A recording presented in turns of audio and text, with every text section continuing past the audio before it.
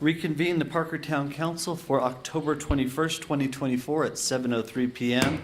All council members are present. Would you please stand with me and join in the Pledge of Allegiance? I pledge allegiance to the flag of the United States of America and to the republic for which it stands, one nation, under God, indivisible, with liberty and justice for all. Thank you, everyone. The first item up on tonight's agenda is public comment.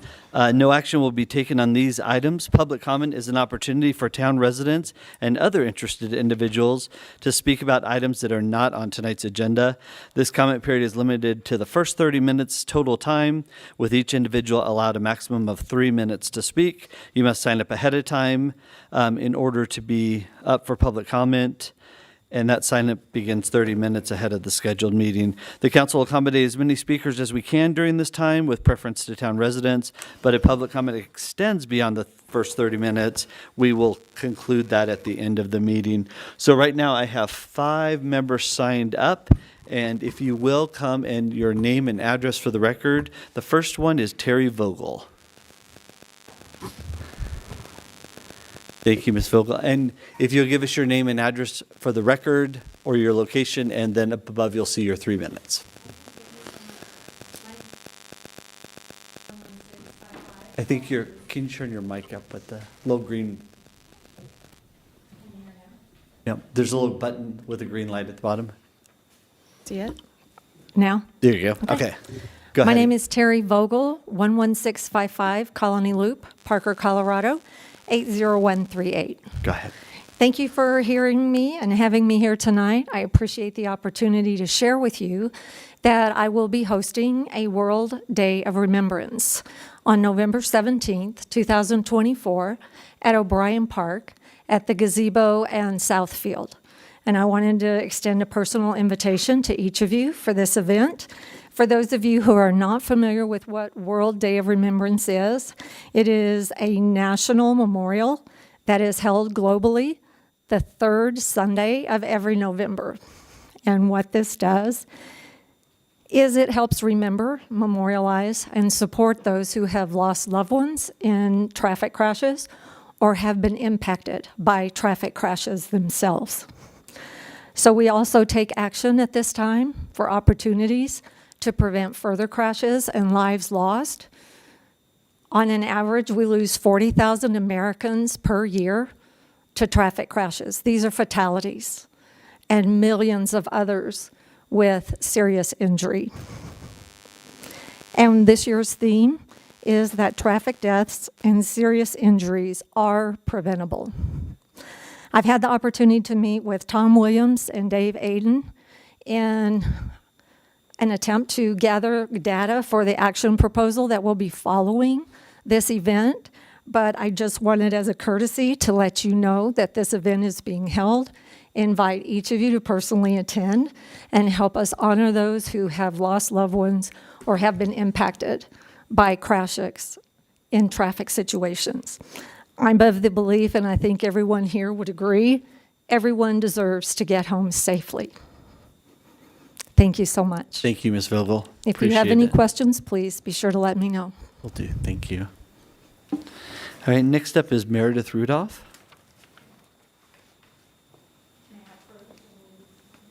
Oh, if you'll give him to the town attorney right over there. Yep. Laura. Yep.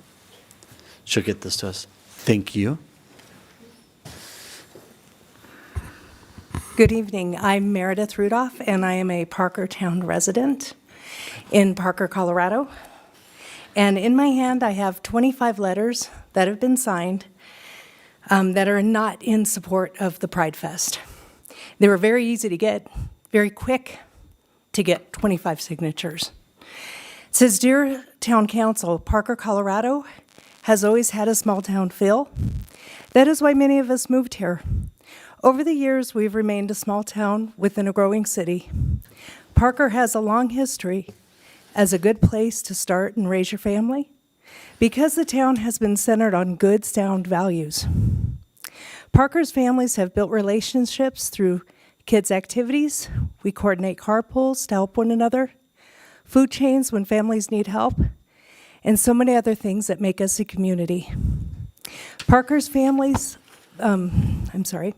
we've seen things invading our town that are waging attack on our culture and nuclear family. Left-wing groomers promoting extreme ideologies are coming after our children. We see this in the Douglas County Pride Fest that was unfortunately held in Parker this year. As many concerned members of the community have stated to this council, the event was nothing but debauchery designed to confuse impressionable young people. The goal is to normalize disgusting language, confuse children, and create a wedge between them and their parents. This event was billed as family-friendly, and this council seems just fine with the attack on the family, our culture, and most importantly, our children. How many of you attended this event? Did you take your children with you? Did you make sure they got their female condoms, fentanyl test strips, and Narcan? If you don't have children, did you take your niece, nephew, grandchild? Would you take your neighbor's child to this family-friendly event? If not, why? You need to ask yourselves this question. If the answer is no, once again, I would ask you why. Is it because you know this is not an appropriate venue for children? These groomers will do everything to get to our children, and we as Parker residents are absolutely opposed to this filth in our town. We will not stand by idly and watch you allow our community to become infiltrated by these debased people who are targeting kids. What these groomers are doing and what you seem to have no problem with will go down as one of the most horrendous experiments in human history, and you will bear responsibility for it. I will take all of the signatures over. Thank you. Thank you, Meredith. Next up is Tina.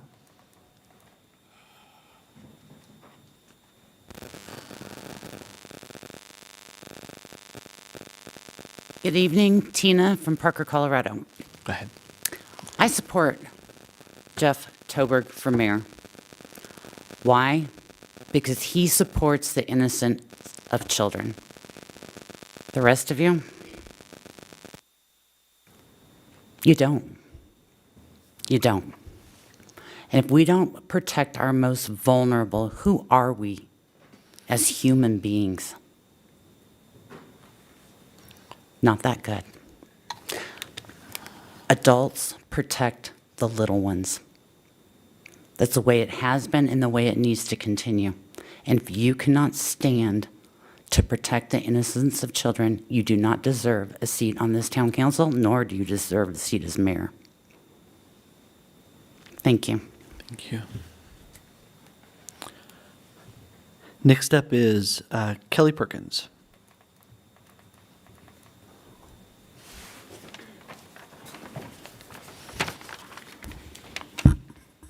Hello? There you go. Sorry, short people. Hello, my name is Kelly, and I am a Town of Parker resident. Earlier today, there was some back and forth on the Parker Conservatives Facebook page regarding the grocery tax and how eliminating that would lead to a defunding of our police department. Councilman Hendricks commented that Councilman Rivero's threat of reducing the police department's funding was not true and stated that whoever said this was, quote, a liar. It reminded me of comments Mr. Hendricks made to me on the Nextdoor app a short time ago. I stated we needed a more balanced town council, to which Mr. Hendricks said that that was already the case. He further stated that things had been wonderful on town council for the past 3 years, with everyone getting along swimmingly. It was only in an election year that there was now contention. Mr. Hendricks also told me that the mayor has just as much authority as council members when passing laws, ordinances, and/or resolutions. If lies by omission are the same thing as calling someone a liar, then I guess if the shoe fits. In 2023, across all members of this town council, there were 843 yes votes, with only 9 no votes. Now, my husband and I get along pretty darn well, but it would be his dream if I agreed with him on nearly every issue that arose, and vice versa. I would love to have my way all the time, but that's not how life works, or it shouldn't.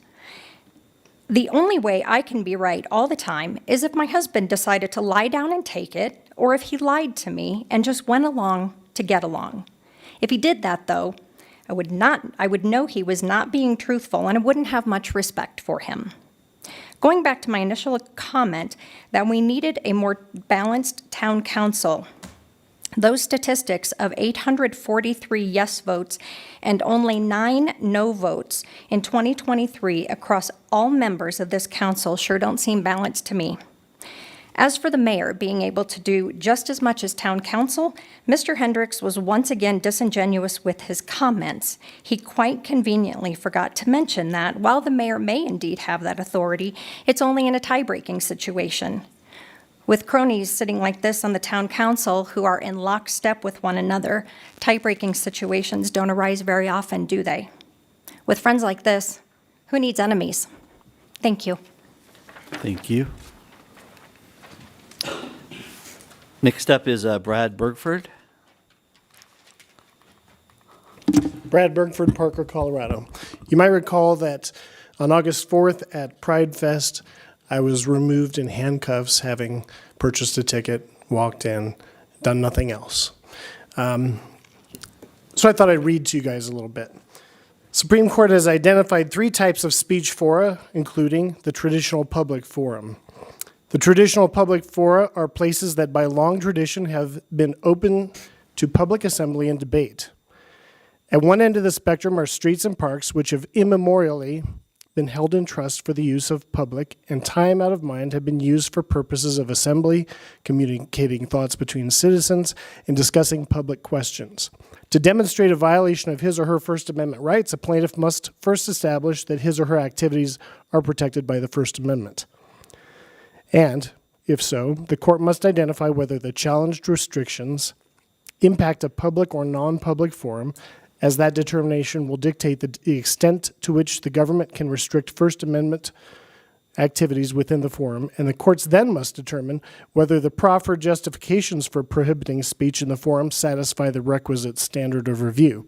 In traditional public fora, the government's right to limit expressive activity is sharply circumscribed. Those fora are places that by long tradition or by government fiat have been devoted to assembly and debate. Quintessential traditional public fora are streets, sidewalks, and, you guessed it, parks. Under a forum-based approach for assessing restrictions the government seeks to place on use of its property, regulation of speech on government property that has traditionally been available for public expression is subject to highest scrutiny. Such regulations survive only if they are narrowly drawn to achieve compelling state interest. Speakers can be excluded from a public forum only when exclusion is necessary and narrowly drawn to achieve the compelling state interest. Government must show that a content-based restriction on speech in traditional public forum is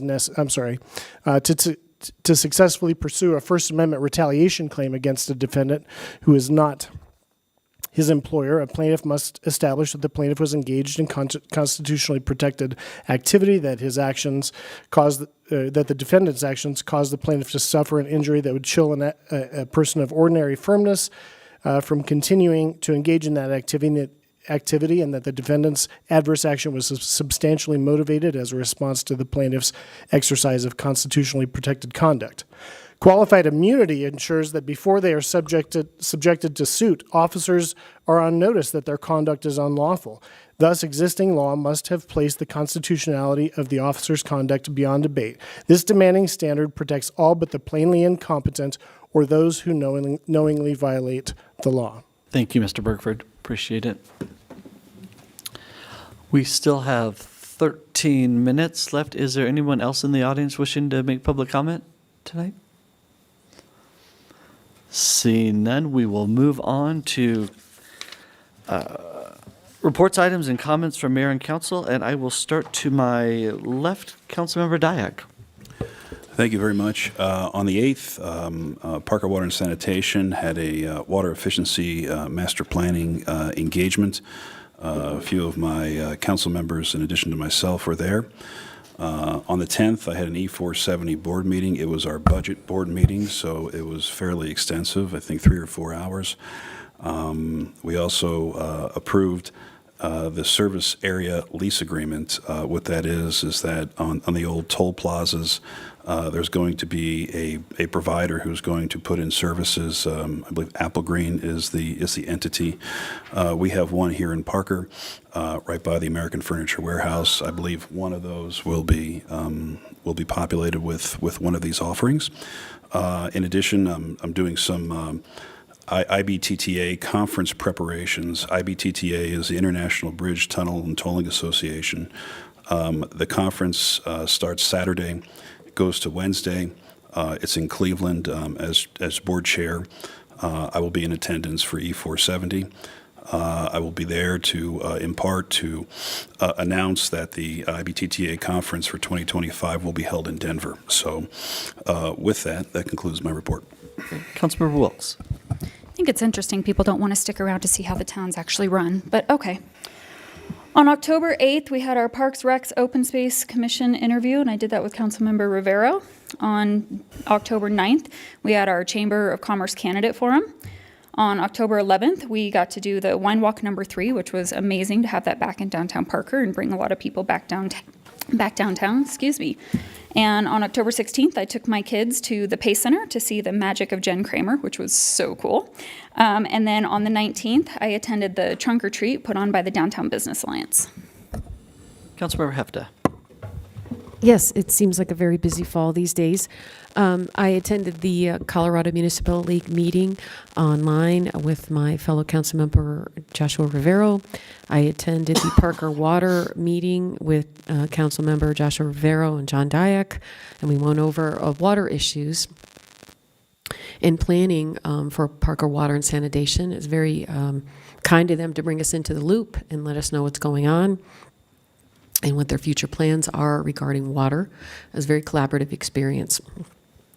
I attended the Douglas County Homeless Initiative meeting, and that went well as well. We talked about eviction and how the eviction rates in Douglas County in general and across the state of Colorado are going up. I also attended the Halloween event in O'Brien Park with the trunk or treat put on by several nonprofit organizations that did an outstanding job. It was jam-packed, and the kids really had fun. So kudos to those nonprofits that put this on. Really a lot of hard work for these nonprofits, and they really take care of the town, so thank you. I also attended the Parker Chamber Forum, the candidate forum. Most of us were there with one other candidate that is running for office right now. And I also had a lovely experience at the Pace Center where I got to enjoy the DSB Journey Band tribute. And so big shout out to the Pace Center and Carrie Glassman for just a wonderful experience at the Pace Center. Really appreciate that. Councilmember Hendricks. Thank you, Mr. Mayor. Earlier this month, I had a meeting with Parker Senior Center for my liaison obligations. Attended a coffee with a cup at Einstein Bagels. Also attended Truck and Treat earlier last weekend. Chamber Forum as well. And then I got a private treat since I missed it out earlier. Private tour of Chambers Road and Dransfield Bridge with Chris Hudson. It's moving along really well. And weather's behaving, so hopefully sooner rather than later. But that bridge is, I was told, going to be the longest bridge in Parker, and is pretty impressive. So that's it. Councilmember Barrington. October 11th, I attended along with Mayor Toborg. Douglas County hosted a site selector conference at the Gaylord Hotel. And I had a first-tier suburbs meeting that was canceled. There was a lot of things that didn't happen because of the fall break. I just wanted to also make a comment about just part of our process. And I appreciate some of the people that are sticking around here tonight, because of the 843 yes votes we as a council have made, I'm wondering if there is any way to keep track of how many times an issue didn't even come in front of council because there wasn't consensus. But it seems nobody's counting that. But,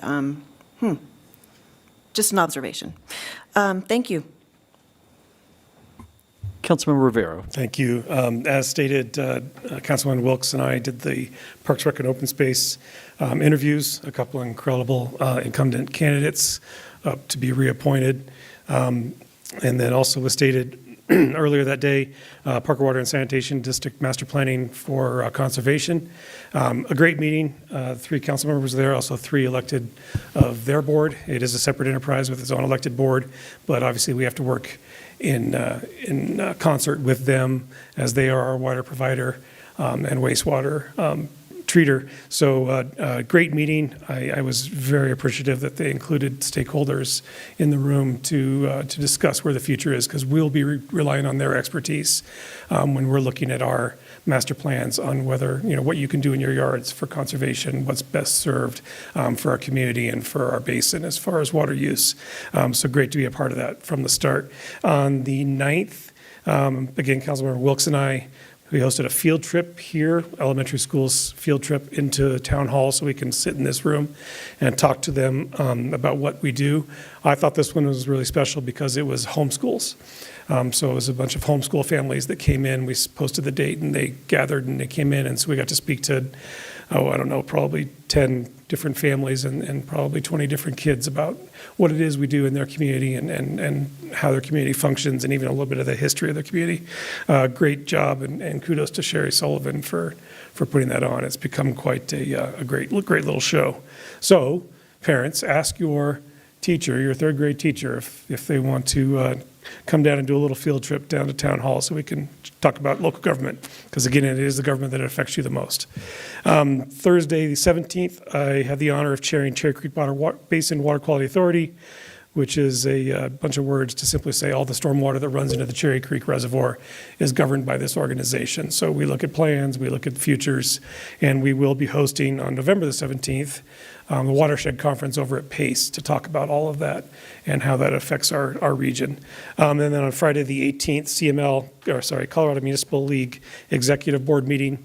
We focused on mostly CML-initiated legislation to, more often than not, fix previous legislation that the state has thought in its wisdom. So we'll be battling for the rights of municipalities and thus the rights of our citizens. And then a couple, we sign on as amicus briefs for different municipal-related concerns at the Supreme Court. So great meeting, a lot to come, just gearing up for a busy season come January. Thank you.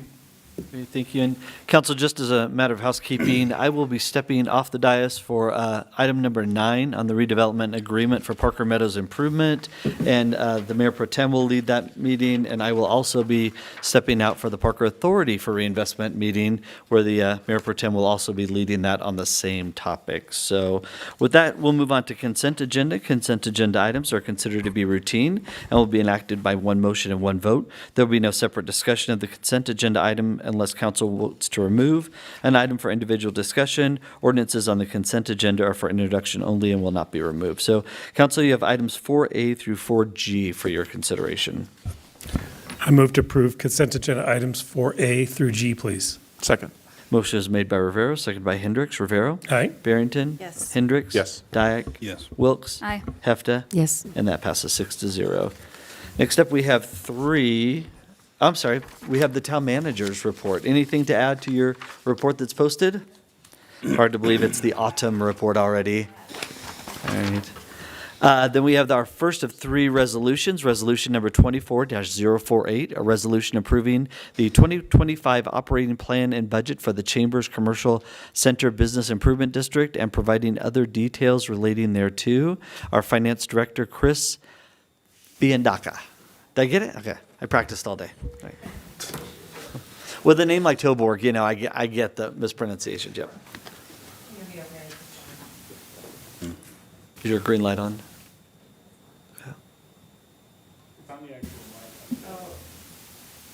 I see. Thank you so much. There you go. Good evening, Mayor and Council members. I'm Chris Fiandaka, the town's Finance Director. And the first item I'm here to discuss is a resolution to approve the 2025 operating plan and budget for the Chambers Commercial Center Business Improvement District. The operating plan and budget were presented to you at study session on October 7th. No information has changed since that time, and the plan and budget are part of the resolution. Did you have additional questions about this item? All right, so we're going to go to questions for you, and then do you have the bid board members here for both of these? Yes. Okay, so we'll go to staff questions first. We'll start to my far left, Councilmember Hefta. Any staff questions? No staff questions. Councilmember Wilks? No, thank you. Councilmember Dyak? Nope, thank you. Councilmember Hendricks? Councilmember Barrington? Questions? Councilmember Rivero? No staff questions. Okay. Which might mean there's one for the bid director. So who's the director? We have. No. It may be we do not have representation for the Chambers Commercial District. Then maybe I can ask of staff. Okay, go ahead. In this act, this BID Act, it does state what these monies are used for, correct? That is correct. Okay, thank you. All right, so with that, we're going to go to public comment on this at 7:29. Anyone from the public wishing to make public comment on Resolution 24-408? Seeing none, we'll close it, bring it back in that reverse order for any final comments before we vote on this. Councilmember Rivero? Thank you. As the staff has determined, I also have determined that there's no additional information necessary. Councilmember Barrington? No, I don't need any more information either. Councilmember Hendricks? I'm good, thanks. Councilmember Dyak? I have no issues. Councilmember Wilks? No, I read through the entire packet and it's very well put together, so thank you. Councilmember Hefta? Yes, we discussed this in study session and had a lengthy study session on this. Thank you. Great, with that, I'll entertain a motion on Resolution 24-048. I move to approve resolution number 24-048 as part of the regular agenda. Second. Motion is made by Wilks, seconded by Hefta. Rivero? Aye. Barrington? Yes. Hendricks? Yes. Dyak? Yes. Wilks? Aye. Hefta? Yes. And that passes 6-0. Next up is resolution number 24-049, a resolution approving the 2025 operating plan and proposed budget for the Downtown Parker Business Improvement District and providing other details relating thereto. Madam Director? Thank you very much. Chris Fiandaca, Town's Finance Director. This second item is a resolution to approve the 2025 operating plan and budget for the Downtown Parker Business Improvement District. As with the prior, the entire plan and budget was presented at the October 7th study session, and no information has changed since then. The plan and budget are attached to the resolution. Do you have any questions for me at Okay, this we'll time? go to staff questions first because I do know one of the directors is here for the bid. So, Councilmember Rivero, any No, questions? no staff questions. Councilmember Barrington? No staff questions. Councilmember Hendricks? I'm good, no staff. Councilmember Dyak? No question. Councilmember Wilks? No staff questions. And Councilmember Hefta? No questions. All right. Do we have questions for the director? All right, Omar. Now, if you bring Olivia up with you, maybe it'll go easier on you. I don't know. I don't know. We'll let her do the gavel thing. That- yeah. Yeah. We need the future mayor up here. All right, let's start in that same order as questions. Councilmember Rivero. Thank you, Director Castillo. I wonder if you would take the softball and just talk to the citizens about what these dollars are going for, the improvements, if you could. Yeah, absolutely. So a lot of excuse me, for 2024, as the bid was created, this was the first year we put it in place. A lot of those funds went for a lot of the flowers that you've seen in downtown. A lot of the flowers you've seen up and down Main Street, as well as some of the restaurants. So, for example, Tailgate, Parker Garage, Black House, and then the Mexican food restaurant, they all had plants along their railing and their fence line. So that's where a majority of some of the money was spent this year. The other exciting part, if you think about that, the reason why a lot of the funds were used towards that is because it was a startup cost. So a lot of startup costs because it's year one, just like anything else. So we did spend a lot of time on that. Pine Lane was a great partner of ours that worked on that project with us. And they even did the watering for us every single day. So it was pretty nice that they could just water for us every single day. The project that we have currently in place now, and hopefully by the end of the week or end of the month, is banners. So I know you've heard us talk about putting banners up and down Main Street. We've got 41 of them ordered. going through Fast Signs, another local company. We've tried to use, obviously, Parker as much as we can. So brackets and banners hopefully coming by the end of the month, early November. So that'll be in place. The good news, the exciting news as we go into 2025 is we did briefly talk to you guys as well as with Chris and Jared about utilizing that park or that space on the other side of the church there on Main Street. Tony and I have called it the Pocket Park, so we refer to it as Pocket Park. So sorry if I just referred to it as the Pocket Park, but the Pocket Park is in full steam ahead. We actually did meet with Hughes Landscaping last Thursday, who is a subsidiary of Pine Lane, who was recommended to us. So we did meet with some architects from there. They've got some plans coming up. They've got some of our ideas and a lot of different ideas we got going there. So that's on tap for 25. And then we've got a handful of items that we want to do and are kind of looking at and looking to get done. But for now, those are the main ones. So. Thank you, Director Castillo, very, very much. Appreciate everything you've done, and it's good to see the success of this plan. Well done, sir. Yeah, thank you, Josh. Councilmember Barrington? Thank you. You had a great presentation during our study session, which is where so much of this stuff gets discussed before we come to vote on anything. Just wanted to reiterate that again. Thank you. But also, the event grant that you were able to give to the Downtown Business Alliance, $26,000. Correct. And next year, it looks like it's projected to give about $30,000. Correct. Just for the knowledge for everybody else, sorry, how many fundraising events and how many years would that take the Downtown Business Alliance to do on their own? Sure. Well, we talked about it briefly at study session, and I'm glad you brought it up because after we left, I kind of did some more math in my head and got to thinking about it. But yeah, I mean, it would take a lot of years. DBA has been around 7 to 8 years. Every year, the organization continues to grow. We bring in new events. We try new events. What works, what doesn't work.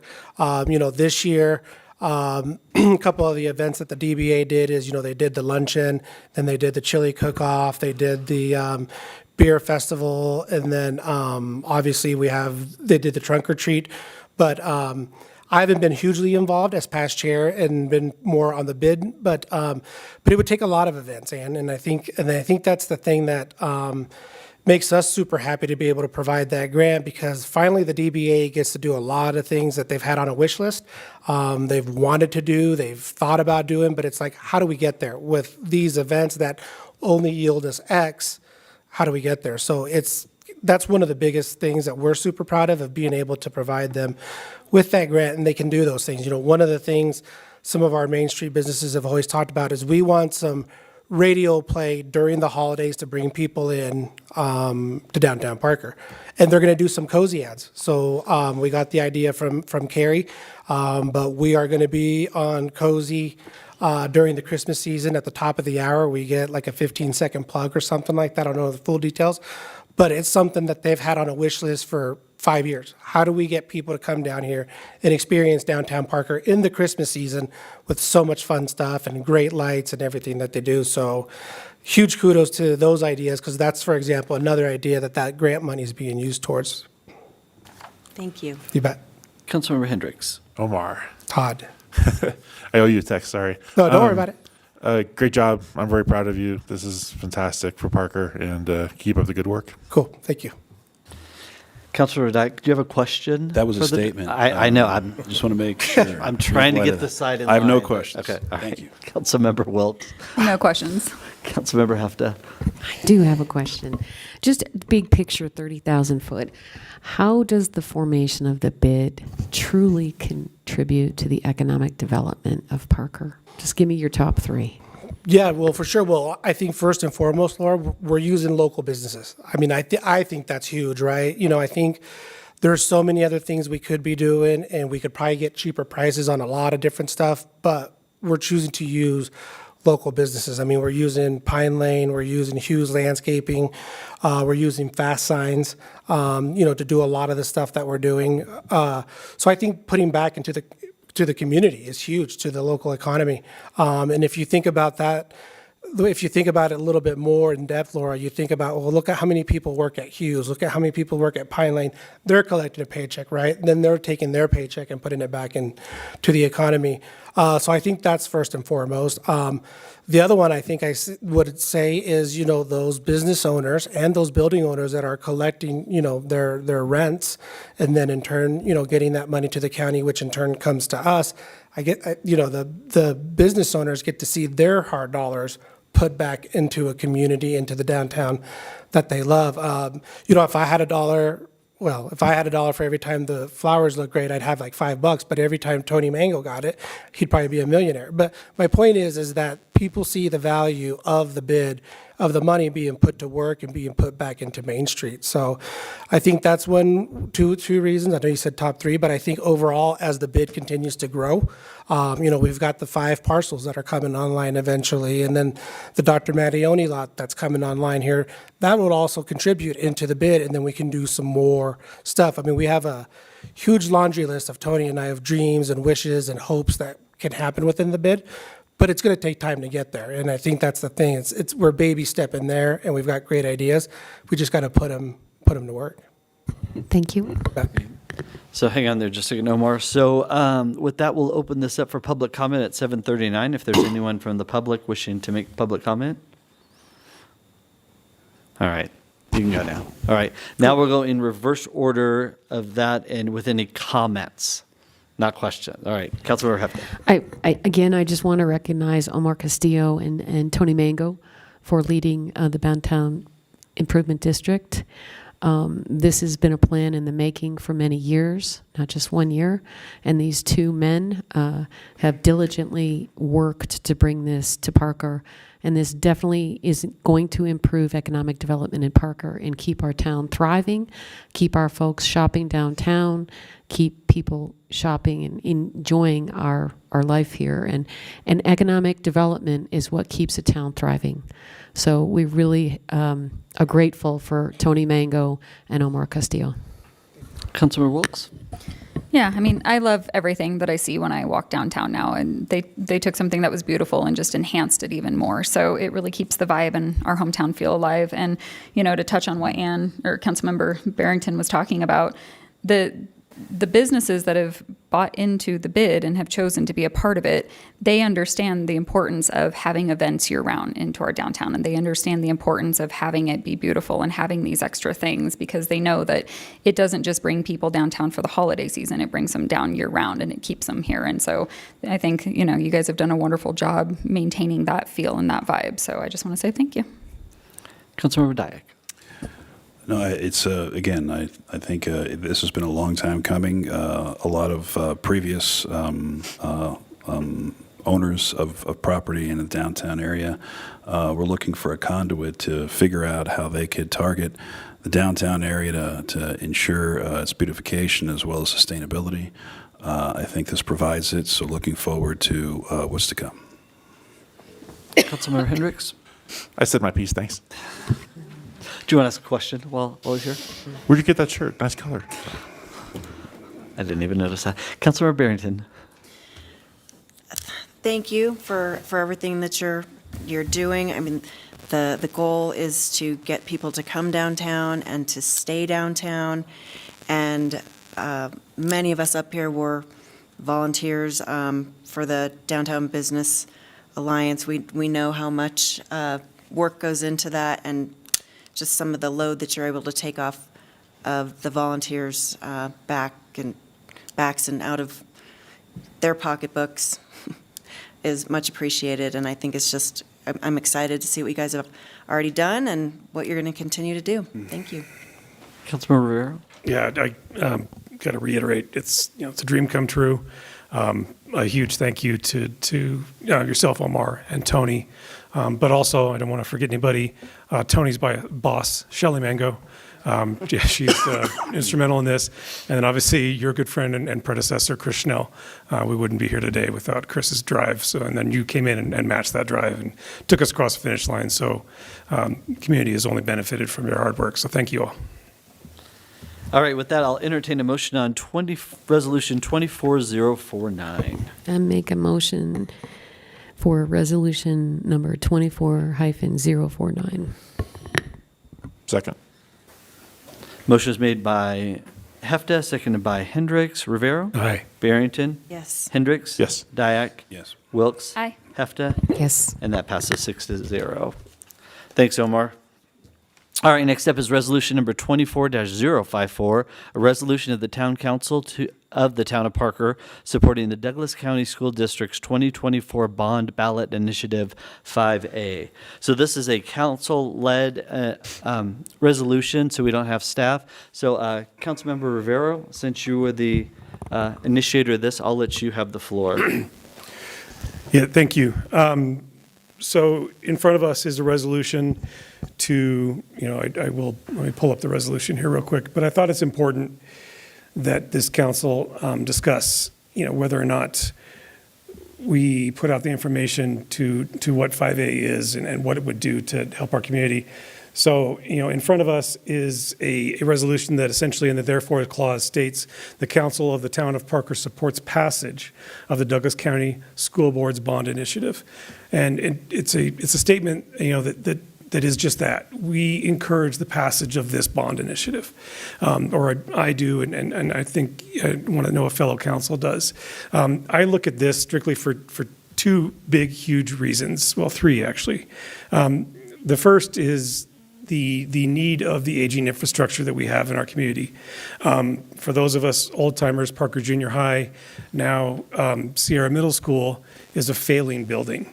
It has reached its useful life. The sewer has backed up. It's still on well water. The feeder that feeds into Sierra, that then feeds into Chaparral, is taxed at the elementary level.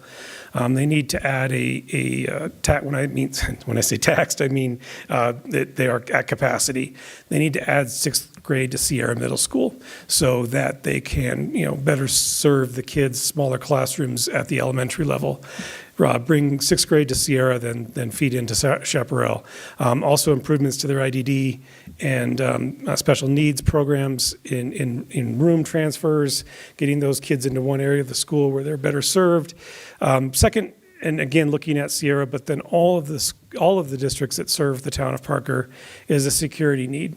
Again, Sierra is a perfect example of a building that is outdated and I'm not going to say unsecure, but needs improvements to protect our children. This bond will answer those needs countywide, district-wide, but obviously to what I see as pertinent to this council is the security needs in those schools that can affect the use and the need that falls then on our police department to back up a school that maybe doesn't have the best security, or we have a area of focus for our SROs at the elementary level where they could be spreading their time a little bit better if the security need was better met. And then lastly, most importantly, it's an economic development issue. We know that when we shopped our homes here, we looked at the school district, and we know that when businesses look to build businesses and daytime economy in this county, they look at the school district. And if our school district is not competing with regional school districts, we are looked at as second level or second tier, and I won't stand for that in Douglas County. We are the best county in the nation, and our school district needs to lead, and we need to lead our school district to the future. And I believe it's important that this council takes a firm stance in supporting the passage of this bond initiative. So, Council, this is kind of a different approach. We would normally go to staff questions and then to public comment and stuff. So, do you just want to go through and make comments, or do you have questions of Councilmember Rivera in his presentation? I think maybe we could all add as part of the presentation and then ask questions. Okay, so we'll just go comments around then. Councilmember Barrington? So, another example of where we don't always agree on council and, but we have a great council, and we usually can come to consensus. Somebody might come into a study session and have one opinion, and they might leave with something completely different, just because we all have something to contribute. And we also all have different backgrounds where we can contribute to decisions that are made on council.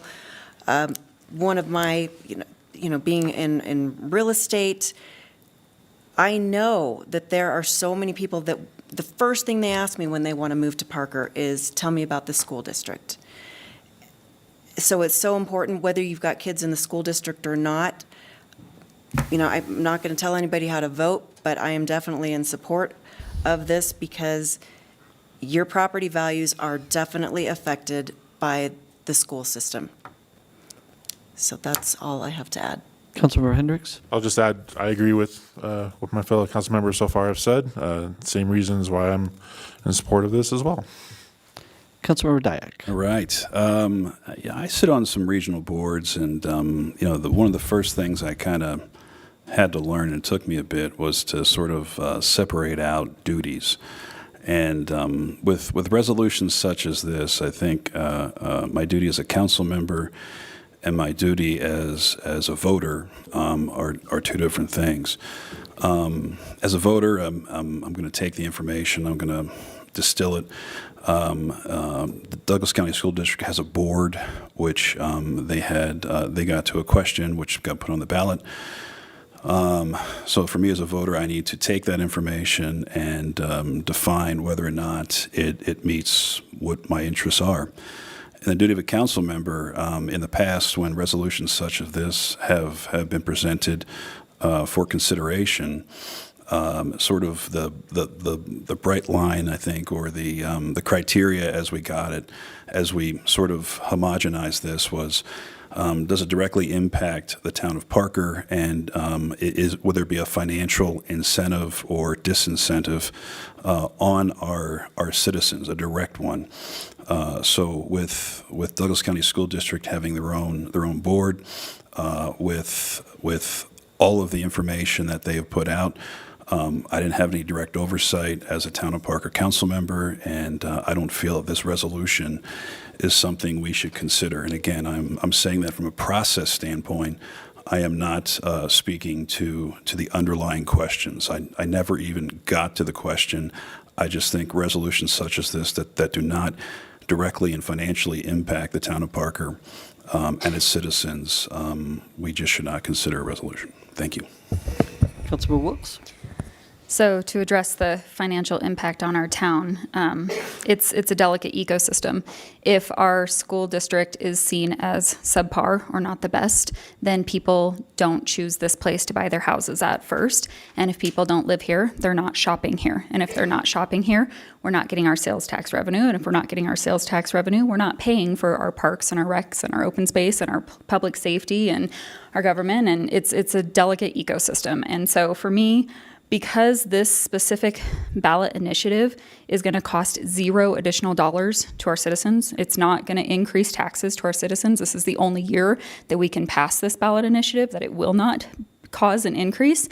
I only see it as a win. It's not going to cost the people that live here any more money, but it's going to keep our town really good and healthy and keep our school district good and healthy. On another note, I went to Sierra Middle School. I can tell you back then, and even when my mother went there, it is in much need of safety upgrades. It's in much need of repair. In fact, it's still on a well. It's one of the only schools in our state that is still on a well. And this funding is going to allow the safety updates that protect our children. We do care about that, and it's going to allow the things that will bring more kids into that school to relieve some of the stress that our other schools are having by only having 7th and 8th grade there. So for me, all around, when I consider the impact to our residents, and I consider the impact to our town, and I consider the impact to our kids and what it all means tied together, for me, I'm in great support of passing this resolution to show that our town does support our school district and our town does support our children. Councilmember Hefta? Just on Councilmember Barrington's point, a couple of years ago, we all took personality tests. And we all have very diverse personalities up here and very diverse professions. And I would like to tell you that we have robust study sessions where we discuss things and we don't always agree. But if you examine any synagogue or any church council, they eventually come to consensus. And they eventually move the ball forward. And that's what we do here on Town Council. We eventually come to consensus and move the ball forward. So I challenge some of those folks out there that say we rubber stamp things or we agree on things constantly. We have robust debates on that. And on this one, just to mention, I'm a process kind of gal too. A very methodical decision maker. And I appreciate and respect this resolution being brought forward by Councilmember Rivero and the facts being brought forward. But at the end of the day, I'm a process person. I agree with Councilmember Dyak. The voters, I trust in their decision to vote on this issue without Parker having to pass a resolution on this. All right, anybody else with comments? Can I close? You know, Well, we're going to go comment? public comment Oh, first. and public, bring it yeah, let's back. go public. Yep. So so it's 7:53. We'll open it up for any public comment. Anyone from the public wishing to make comment on Resolution 24-054? I'm looking at the Cultural Commission because you're the only public we have besides Omar. So, Terry's still here? oh, you're so quiet over there. All right. With that, we'll close it at 7:53 and bring it back for any final comments. Councilmember Rivero? Yeah, no, thank you. I think this is an important and perfect example of a council and the way that 6 bodies work together for the best of West This community. There is a bright line, and this council, it's not written in stone, but we've always adhered to it. And some of us are very process-driven and very black and white, and that offers balance to maybe some of us that are a little more, gray or, see things a little bit differently. And that's why the town is governed so well. It's up to us as a council to sit up here and debate on how we can best represent the 67,000 that choose to live in this town. And I'm just so proud to be part of this council. It is incredibly in-depth, and it is just a well-balanced council. Councilmember Barrington, final thoughts? No further comment. Thank you. Councilmember Hendricks? Yeah, I'm good. Councilmember Dyak? Yeah, I mean, even I will, as I will be voting in the dissent, I appreciate the conversation.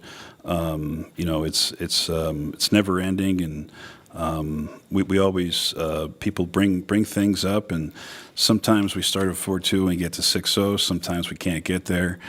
This is more of just a fundamental thing for me. So again, appreciate having the time to provide some dialogue on this. Thanks. Councilmember Wilkes?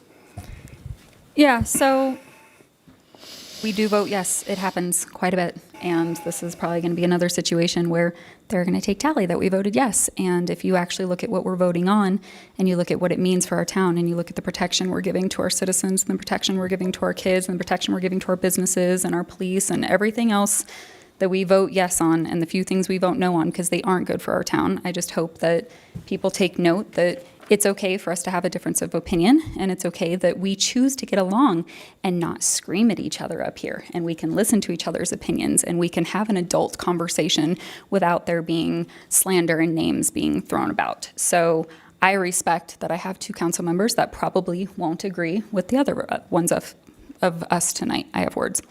At the end of the day, I'm going to stand by my values, just like Councilmember Dyke's going to stand by his, and Councilmember Hefta is going to stand by hers, and my other council members are. And for me, my value is do what's best for our town in the long term and our kids for right now. So I'm in favor of this resolution. Councilmember Hefta? I love our citizens, and I really want to leave it up to them without the town passing a resolution on this. I really believe in the Constitution, and many shades of gray, Councilmember Rivero, many shades of gray as an attorney practicing 30 years. So that's where my process comes from. And John's a finance guy, just to let you know. So I know the citizens of Parker will make the best choice. It's an art, not a science, right?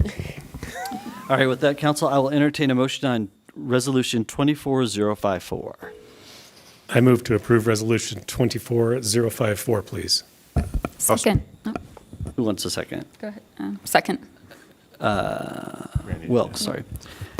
Motion is made by Rivero, seconded by Wilkes. Rivero? Aye. Barrington? Yes. Hendricks? Yes. Dyak? No. Wilkes? Aye. And Hefta. No. And so that passes 4-2. However, council, I have not weighed in, so I want you to know that pursuant to the authority granted to me by the section 4.1 of the Parker Home Rule Charter, I'm vetoing Resolution 24-054 based on the following criteria. I side with Councilmember Dyak and Councilmember Hefta in that this is a process moment. This shouldn't be a how we feel moment, and I appreciate everyone's comments up here, but the process should be the citizens decide. Another government should not support nor come out against another group's initiative, and so I find with those two. And so, council, you will have a chance on, Madam Town Attorney, November 4th to rehear this issue for a vote at the next regular council meeting, okay, if you so choose. All right, so we'll move on to ordinances. Where's, there she is. All right, so you have a slew. You have the biggest, I mean, I thought Patrick Burke had big stuff, but you have the biggest. Would you like me to read these all in and we can take it as one presentation? Yes, that's Okay. what we will be All doing. right. So if y'all will bear with me for just a second. Parker Arts Public Master Plan, Parker Cultural and Scientific Commission, Parker Public Arts Commission. So Resolution 24-042, a resolution to adopt the Parker Public Art Master Plan. Resolution number 24-050, a resolution to adopt the Parker Public Art Master Plan policies and procedures dated October 21st, 2024. Ordinance number 12.11, second reading, a bill for an ordinance to amend Title II of the Parker Municipal Code by the addition thereto of a new Chapter 2.09 concerning the creation of the Parker Public Arts Commission. Resolution 24-051, a resolution to amend Resolution 22-003, Series of 2022, to adopt revised rules of procedure and conduct for the Parker Cultural and Scientific Commission dated October 21st, 2024. Resolution number 24-052, a resolution setting the number of members of the Parker Public Arts Commission. And then lastly, Resolution 24-053, a resolution to appoint members of the Parker Public Arts Commission and to appoint the chair. In 4 years, I've never had one agenda item that's that long. Oh, You hold the record. wow. I'm framing this. Wow, and you wouldn't think that about art, would you? Just very governmenty for art. I'm going to let you do the so. rest of the talking. The rest of All the right. night. Well, good evening, Mayor and Town Council. For the record, I'm Carrie Glassburn, Cultural Director. And I would say that normally when I'm here, I've got pictures and it's colorful and fun. And that didn't sound very fun, but it actually are very exciting items that I want to cover tonight. And yes, I am going to go through kind of, because they really all do, we'll be covering, as you mentioned, 5 resolutions, 1 ordinance, but they really are all as a result of the Public Art Master Plan. So I am going to start with that item, which is resolution number 24-042. So as you are all aware, over the last year, we've been working on the creation of the town's first ever comprehensive public art master plan. So we went through an extensive process that involved working with expert consultants and included input from almost every department within the town of Parker, as well as extensive citizen feedback on what they want to see regarding art in Parker. So the outcome of all of that work is a very robust plan that outlines a long-term vision and specific strategies for implementing public art and improving creative placemaking within the town of Parker. So the plan and its strategies, as well as a map of priority locations that we've all identified for public art, that is all part of this resolution 24-042. So that's the plan itself. But having a plan isn't really as effective if you don't have policies and procedures that help guide you within that. So our decisions on what is even considered art in the first place, where should that art go and how do we choose that? how do we get rid of art if that ever came down to that it was no longer working for us or it was just in disrepair, if the time came for that. So that's where resolution number 24-050, it establishes the policies and procedures for us and for any future staff or commissions and committees to follow when it comes to public art. So that policy is also, that document is also included in your packet. So now we have the plan, and then we have the policies and procedures that go with it. But moving on to the next item, and you've heard about this in a study session, so this is the second reading of ordinance number 12.11.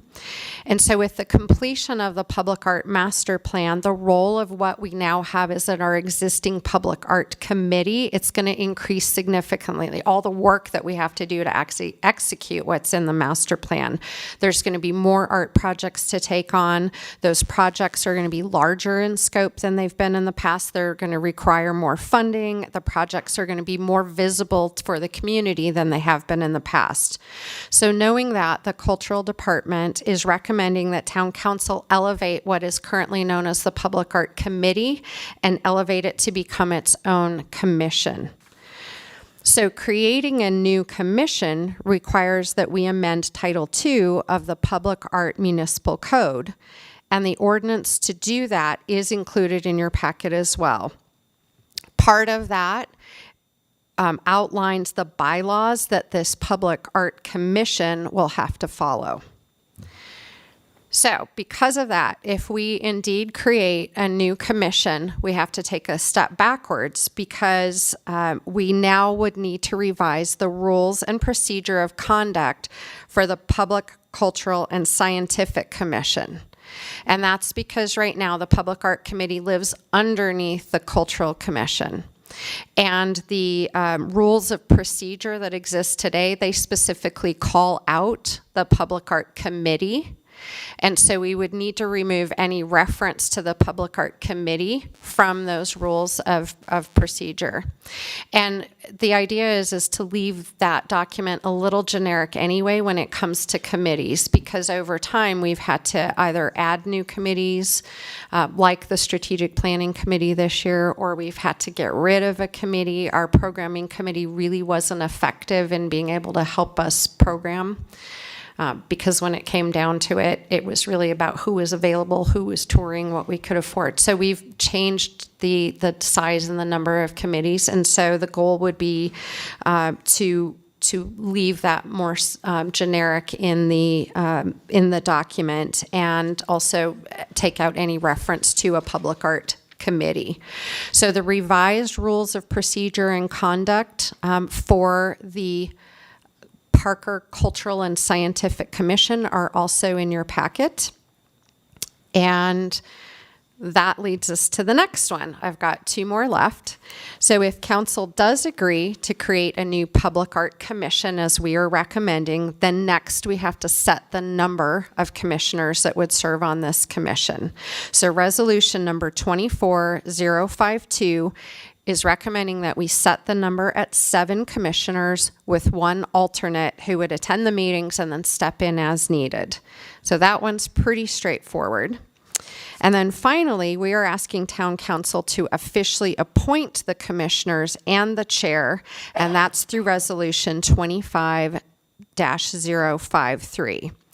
So typically, if we were just starting up a new commission from scratch, we would do a call for commissioners, we would hold interviews, but because we have had a really highly functioning public art committee since at least 2010, we have 8 existing public art committee members who are all very dedicated to furthering public art in Parker, and they are very interested in continuing to now serve as commissioners.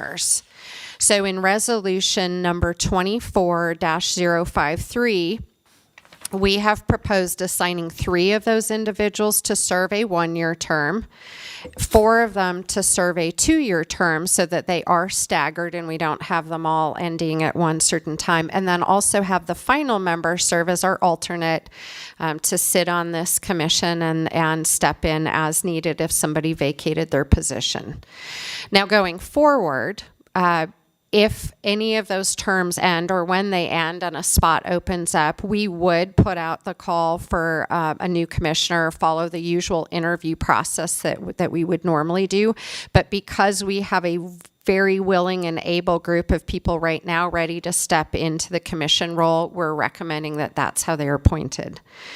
We have several of them here tonight. We have 6 out of the 8 of them, including Christine Kennedy, who we are recommending serve as the chair for this new Public Art Commission.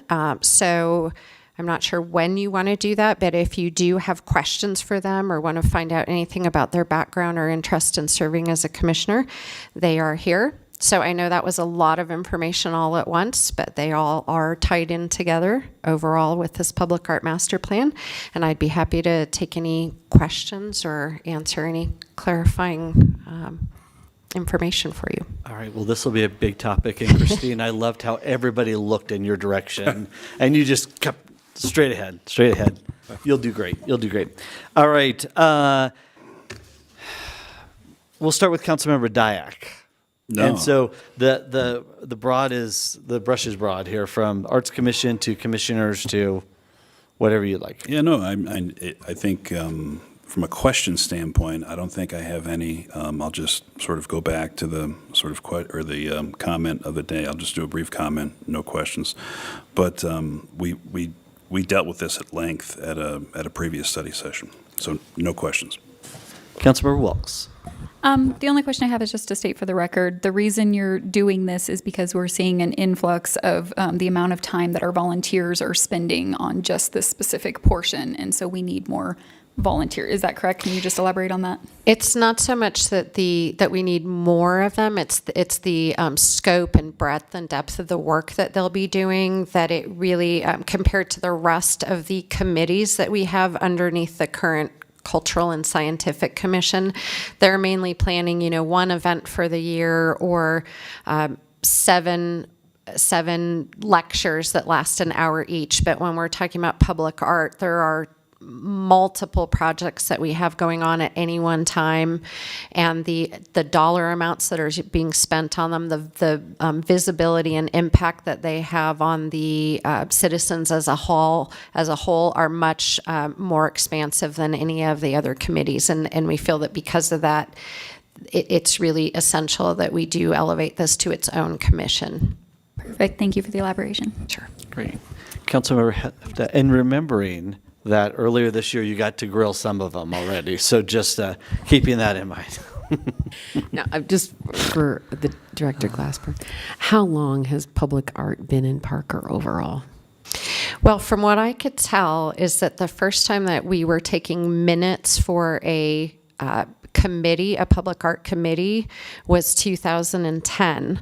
I know that prior to that, we were still dealing with art. There just really wasn't a process or a group that was officially doing it. It was probably all by default. Someone wanted to donate something, we would accept it because we didn't have any other policies or procedures in place. So at least 2010 as an official public art committee. And there might be some citizens that say, why art and why public art? Could you just briefly address that question and how it might tie into economic development in Parker? Well, I think there's a lot of reasons, and these are actually backed by science and research. So first of all, just what public art does for mental health and for bringing communities together, and it's free, and so it's accessible to all. And studies have certainly shown that it does help with economic impact. People want to, they expect that your roads are travelable, that they can be traveled, that your streets are plowed. But what makes something different is in a city or a town that you're wanting to live in, it's the trails, the rec centers, the art for sure, and it just makes it a place that's more enjoyable and a place for people to gather. And when you have that, businesses want to be here, people want to stay, they want to spend their money, and it's called creative placemaking. There's a whole philosophy around it, so there's no doubt that it's an important part of a growing community. Thank you. No questions for the commissioners? No. All right, I saved you guys on that one. Councilmember Hendricks. No questions. Councilmember Barrington. No questions. You have been very thorough. Thank you. Councilmember Rivero. Yeah, you've been very thorough. Appreciate the presentation.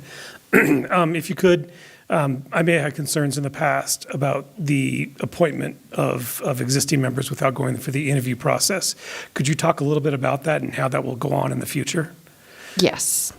So they were all vetted previously when they showed interest in joining the Public Art Committee. So all 8 of the members that we are recommending that be appointed to this new commission have been serving as Public Art Committee members and were vetted. They were interviewed. They had various reasons. Some of them are artists themselves. Some of them are married to artists. Some of them just love public art or do it as part of their job. So they all had a vested interest in bringing public art to Parker. And so they, as I mentioned, they've been vetted previously. In the future, knowing that that is a concern, if there is a vacancy, if one of them chooses, there's a vacancy, we would then put out a public call for commissioner. We would ask for resumes, statements of interest, and we go through an official interview process that does include council. And then they would come before you with a recommendation if they made it to that point. So that would happen in the future. It's just that now we already have a previously vetted group that has already been serving in this capacity. Yeah, that's a perfect answer. That's exactly what I was looking for. Is they have been interviewed in order to get on the Cultural Commission, and they're not self-appointing them, themselves to. No. Or you're not appointing citizens to an advisory committee. Council has already appointed them. They're just reformatting, and then we'll go back into process. Correct? Yes, they haven't officially been appointed because they are not commissioners, they are committee members, but they have been, you have appointed the cultural and scientific commissioners who then are part of choosing the committees and who serves on them. Perfect. And then out of all of this work that's in front of us, how much of this is citizen or commission led or driven, or how much work have they put into this project that's in front of us tonight? The existing Public Art Committee meets more than any other committee underneath the commission. We meet at least every month in person, and we constantly have projects going on. I mean, right now we're doing elm tree carvings and the banners that Omar mentioned, and public art wraps and itty bitty art projects and some murals. So there are a lot of projects that are going on. There's a lot of time, and that's why it's important to have the numbers that we have. In addition, we do, when we're working on projects, and it depends on the project as to who all is involved, but it usually involves citizens as well. So we work on panels that do get community input, especially the larger projects. Outstanding. And that leads to my last question. When you think of public art, it's not just a statue of Dr. Heath at Main and Pine, but we're talking about, a shark that looks, it's a bike lock, but it's a shark. Or we're talking about usable public art also. Yeah, functional Can you art, talk about, yes. functional art. Can you talk about the breadth of what public art definition is, just like loose definition? A loose definition is anything that has to be created by an artist. So nothing mass-produced. It has to be unique and made by an artist. I feel like my microphone's going in and out. But anyway, hopefully you can hear me. So public art, though, can have many functions, as you mentioned. It can just be beautiful, which is also in the eye of the beholder, but it can serve purposes. So it can be used for safety, whether that's in a crosswalk. It could be used for functional, as you said, a bike rack, a bench, a shade structure. It can be used to bring people together, so to tell a story of our history. It could be telling a story of a culture or a nation. We're looking at doing some things for when in 2026 there's the 250th anniversary of of the United States and 150th of Colorado. There could be art that is capturing that. It could be created or generated by the community itself, so they crowdsourcing art. So there's many, many things that art can do. It can be music, it can be temporary, it can be permanent. So we're looking, all of that is covered in our new public art master plan. Excellent. Thank you. All right, so before we go to public comment, do any of the committee members, soon to be commissioners, do y'all have anything to say? Madam Chair, anything? Hate to put you on the spot there, but.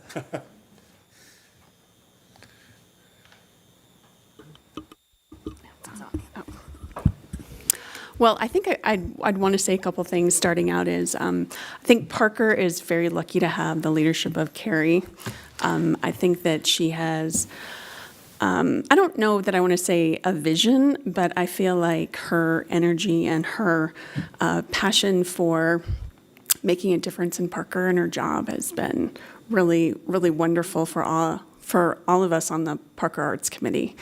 I also want to say that I think that the committee members have all of them have really stepped up to the plate this year. We have had so many projects. Each one of us has had to take one on our own and bring it back to committee and through consensus move projects forward. And I think in the next 3 months, you'll be able to see some of the fruits of all of our labor this year between the elm carving, the banners, the utility wraps, and the other thing I think that I wanted to kind of point out was the public art master plan has been a really guiding light for us. And it's not just the focus on downtown, but it's also as Parker as the whole. How will we implement art, creating unity in our community, as far as creating spaces, community groups insofar as groups of spaces and areas where people can feel like they know that they're in Parker and that they are in a beautiful place and that they can maybe be in a community that maybe sets itself apart from the neighboring communities. Love that. Love that. Perfect. Thank you for that. We appreciate that. With that, we'll open it up for public comment at 8:19 on any of Carrie Glassburn's dozen resolutions or so. Six. It's six. I don't want to be too dramatic. Anybody wishing to make public comment on these? Seeing none, we'll close it at 8:19 and bring it back to council in that reverse order for any final closing comments. Councilmember Rivero?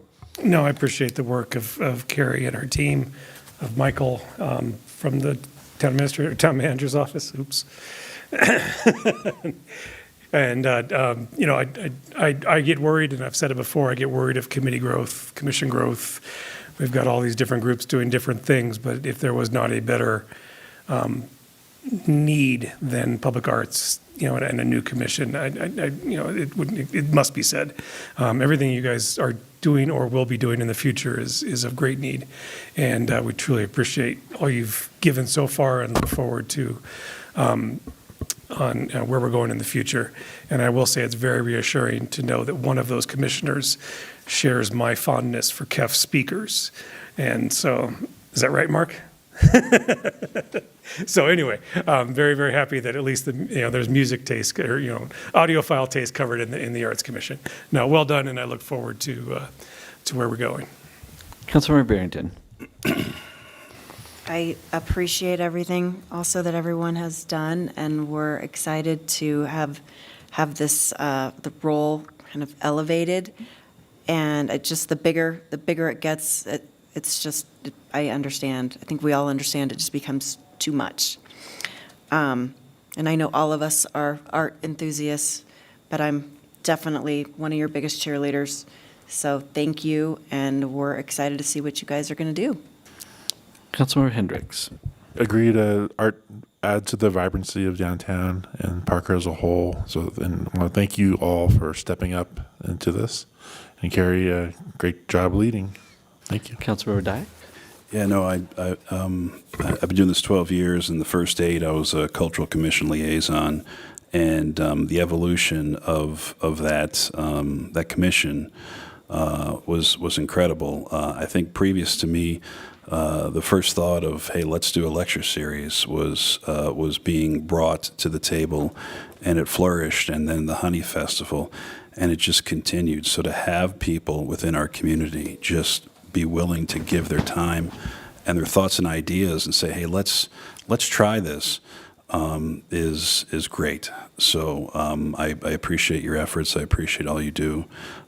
Keep on continuing to bring those thoughts and ideas and innovate, because we're all the better for it. Councilmember Wilkes?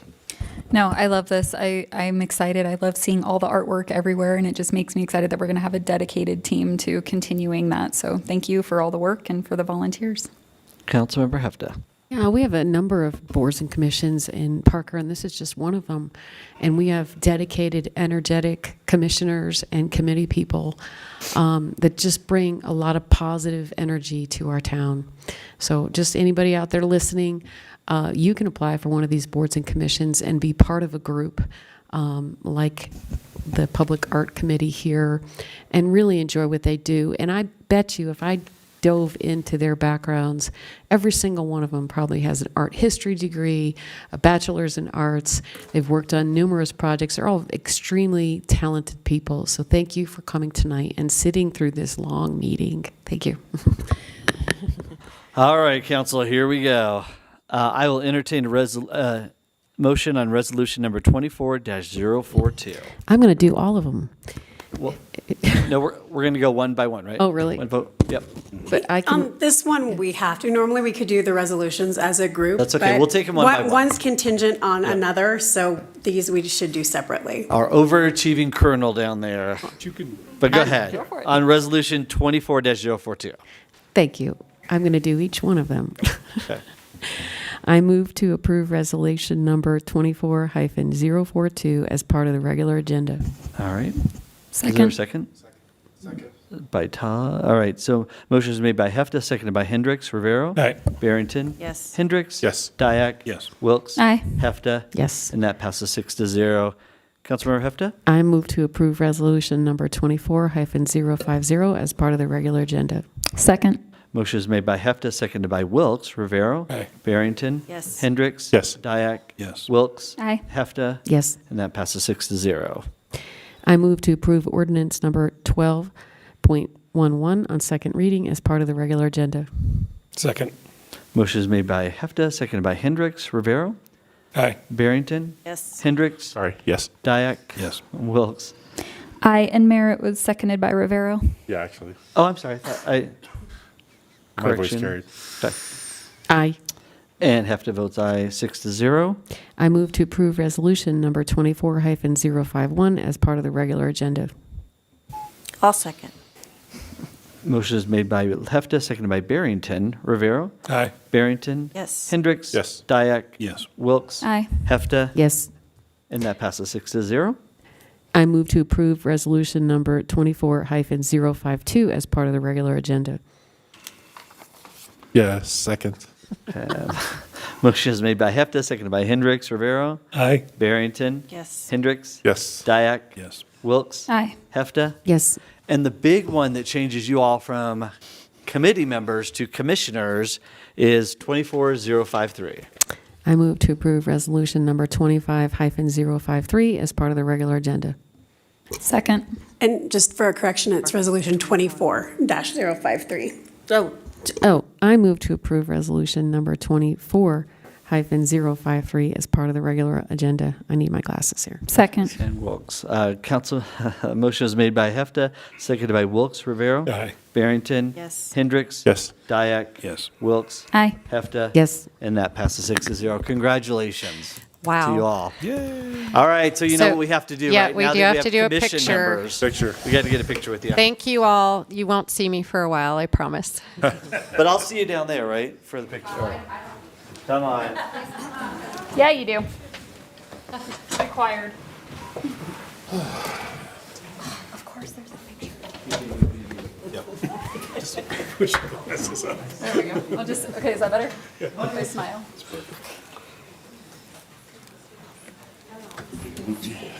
Where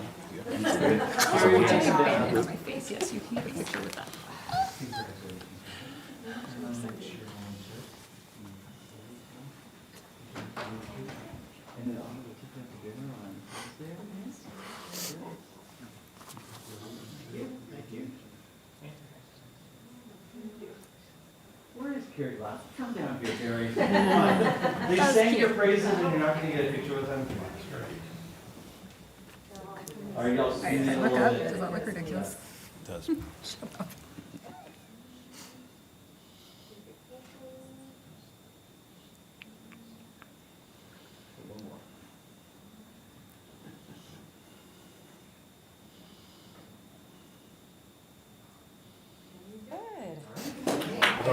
see y'all Wednesday. All right, guys, I'm thank you. I'm willing to interview with you if you want to. You read your bio. I used to be living in Greenwood Village, so we moved to Colorado 10 years ago.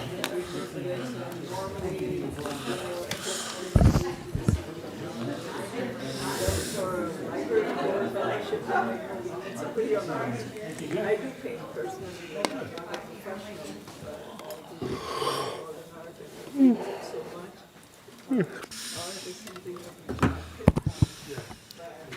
All right, moving on to ordinance number 1.631 on second reading. Bill for an ordinance stating the intent of the town of Parker to acquire certain property interests for the purpose of constructing and improving the Parker Road sidewalk, east side gaps project between Bucktail Drive and Cockreel Drive through the utilization of the town's power of eminent domain and directing the town staff and town attorney to notify all persons thereby affected of the above stated intent of the town and thereafter to comply with all pertinent provisions of CRS section 38-1-101 et sec relating to good faith negotiations. Mr. Burke, you almost got as much as Carrie Glassburn did in 6. Almost. I've been working on making those as long as I can. It's as good as I could do today. You're doing well. Good evening, Mayor and Council. This ordinance before you tonight is for an intent to acquire for a project that is currently in design. I'll come back to the map, starting with the project description. Design on this project kicked off in late 2023. We had a contract for a final design in early 2024, and we are getting close to the end of design and are looking to acquire some easements that are necessary for the project. This project is a sidewalk/trail project along Parker Road on the east side of Parker Road where there's currently a gap within the sidewalk system. So this project will close 2 of those gaps. It's comprised of 2 segments. There's the northern segment, which is a multi-use trail that will extend from Pine Drive down to an existing trail across Town of Parker open space property. The second segment is a multi-use trail extending from the current trail in front of the big toolbox property, crossing J. Morgan Boulevard, and then connecting to an existing multi-use trail south of Robinson Ranch development. So this ordinance is primarily, or is having to do with the properties on the southern segment, mostly the Robinson Ranch community. You can see the location of where the easements would be located. So this is north of Stroh Road, south of Hess Road. So most of the project, within this project, is located within CDOT right-of-way or on town property. We do have some pieces on that southern segment where we will require sidewalk easements and some temporary construction easements just to construct the project. The northern segment, south of Pine Drive, does lie completely within town property, so no easements are needed there. It's the southern segment, as shown on the aerial view there adjacent to Robinson Ranch, where we have identified 2 property owners, which is Robinson Ranch and the properties to the north where the big toolbox sits, where we will need easements for these improvements. There are 2 proposed permanent easements, both of those affecting the Robinson Ranch Community Association. There's total 1.14 acres. There are 7 temporary construction easements. 6 of those are on the Robinson Ranch Community Association. One of them is on the property to the north. Those total 1.06 acres. This is kind of hard to see on here, but just showing the proposed design and where these easements are located. We have a 30-foot trail easement, which is that center blue area. This is where the trail will be a little farther separated from Parker Road, so we do get into the community association's property there.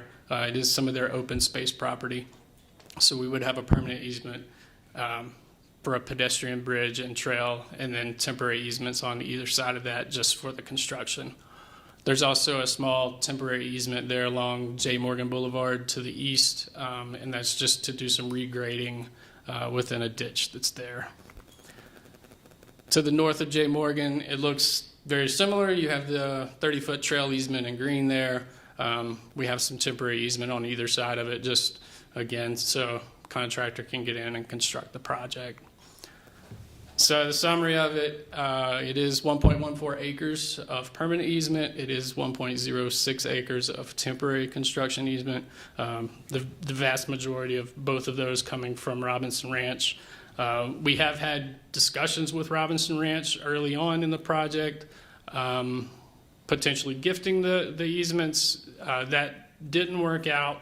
So they have been supportive of the project, but we do need the ordinance so we can get this intent to acquire to notify them that we will be moving forward with getting appraisals on their property. And once the appraisals come back, obviously negotiating with them to give them their fair market value for these easements. So this ordinance, as I mentioned, it will allow town staff and our consultant to engage in good faith negotiations with the property owners to acquire these necessary easements. If we, for some reason, we are unable to come to an agreement with the property owners, we will come back to town council before we proceed with any eminent domain action. This ordinance is required to approve the intent to acquire and will allow town staff to begin those formal negotiations with the property owners. And with that, I'll answer any questions you have. Councilmember Hendricks, you want to start with questions? No questions, thank you. Councilmember Barrington? So eminent domain would only be always used as a last resort, and the town would still be committed to paying fair market value if it ever did come to that. Absolutely. It is 100% a last resort. Since my time here, we have worked through with many property owners on the Lincoln project that we've discussed in length, and we're able to come to an agreement with those owners, and I'm confident we will come to an agreement with these as well. Thank you. Councilmember Rivera? Yeah, thank you.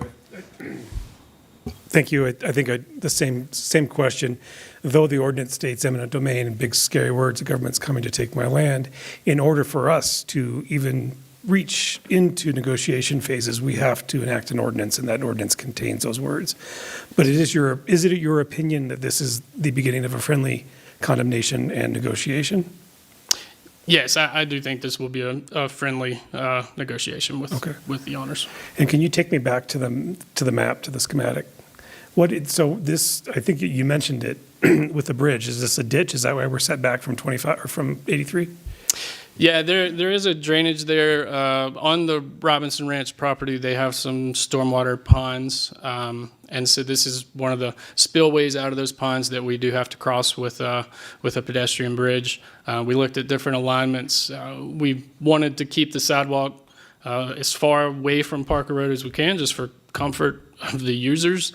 And we needed to cross that drainage way, so it made sense to push it out to the east.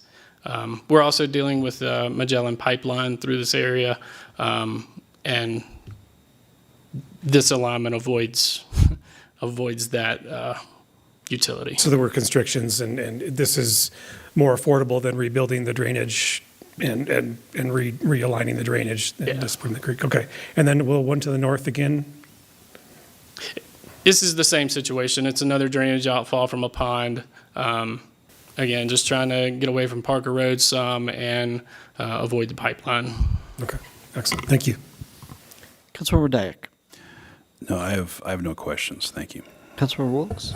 So I might have misheard you, but it sounds like you had said that they weren't, Robinson Ranch is not interested in us essentially gifting the easement land back to them. So can you elaborate on that a little bit more? Yeah, so we had met with them in the field early on to discuss the project. They had brought up the possibility of the town constructing a separate trail connection from this trail to their existing system along J. Morgan in lieu of them gifting the easements to us. We provided them with some cost estimates from our consultant of what kind of a best guess of what we thought the easements were worth versus what the construction cost of that trail spur would be. After they saw that number, they decided they would rather have the money. That way they could use it as they see fit in their association. So that's kind of where we were. They were supportive of the project, but rather than them getting this trail connection, they would rather have the money from the easement acquisition to be able to use other places within their community. Okay, thank you for the clarification. Councilmember Hefta. How many property owners are we talking about here? It is two. Two, okay. Yes. So typically in your experience, this could go long, or, you could be negotiating for what, 6 months or?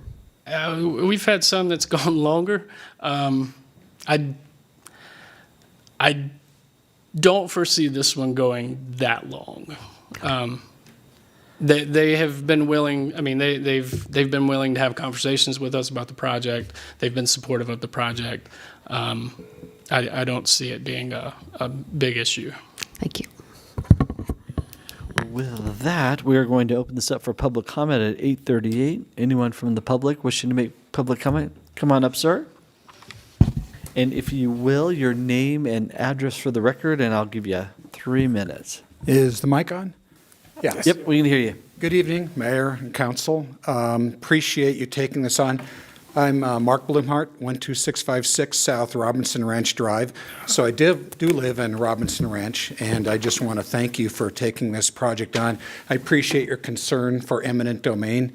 I'm personally not afraid of it. I'm very excited for this project to go forward. And especially, Mr. Burke, I appreciate the Q&A we've had and being responsive. A lot of people don't always answer emails, and you did, so I'm grateful for that.